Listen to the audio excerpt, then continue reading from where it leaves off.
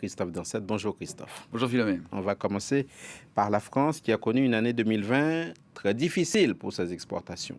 Des exportations en baisse de plus de 15% sur l'ensemble de l'année 2020 après un premier trimestre et premier semestre très difficile. Un choc d'une ampleur similaire à celui de la crise de 2009, a expliqué Franck Riester, le ministre du Commerce extérieur.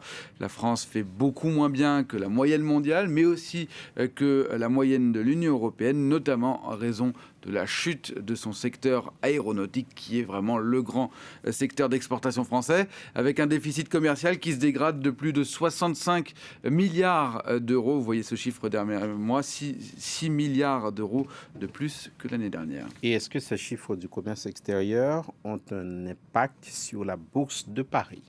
Pas réellement, puisque si on regarde bien les bourses à l'ouverture ce matin, on s'aperçoit bien que le DAX à Francfort et le FTSE à Londres ouvrent en très légère baisse, à l'équilibre, mais dans le rouge tout de même, alors que le CAC 40, malgré ses chiffres du commerce extérieur, lui ouvre dans le vert en hausse de 0,4%, rassuré notamment sur les progrès dans les livraisons de vaccins. En tout cas, c'est ce qu'espèrent aujourd'hui les investisseurs et puis les Français de manière générale aussi. À noter tout de même les actions de BNP Paribas, d'abord celle de BNP Paribas qui ouvre en baisse 0,45% en raison de ses résultats.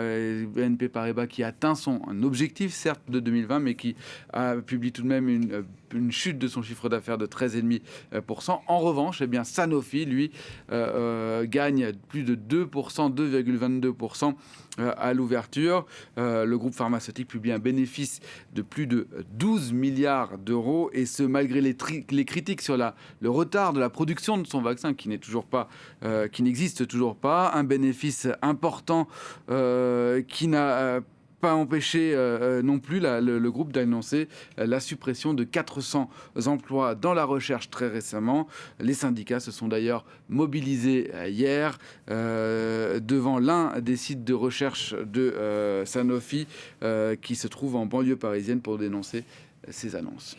On va maintenant parler football. On va évoquer cet accord trouvé in extremis en France sur les droits TV du football. Et c'est Canal+ qui finalement accepte de racheter une partie des droits de la chaîne du groupe espagnol Mediapro qui a fait faillite.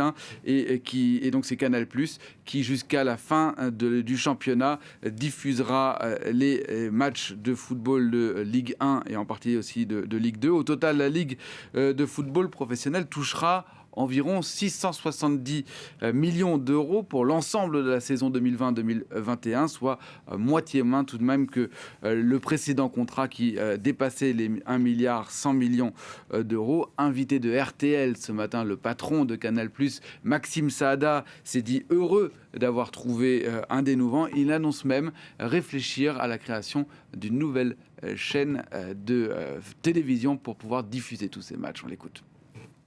Mais aujourd'hui, je pense que c'est une étape très importante. C'est vraiment un nouveau départ pour moi et pour nous et pour Canal+, et pour la Ligue, de mon point de vue, parce qu'on reconstruit la relation progressivement, on reconstruit la confiance. On a eu des moments un peu difficiles, mais on s'inscrit maintenant dans la durée et on va essayer de trouver des solutions pour l'avenir avec la Ligue et les présidents. Je souhaite que la Ligue fasse un appel d'offres avec l'ensemble des lots le plus vite possible pour les saisons ultérieures. Quand ? De notre point de vue, nous sommes prêts. Si les conditions sont réunies, si tous les lots sont remis sur le marché comme la loi l'impose, nous serons là. On vient d'écouter Maxime Saada. Est-ce que, Christophe, cela veut dire que le football français est pour autant sauvé ?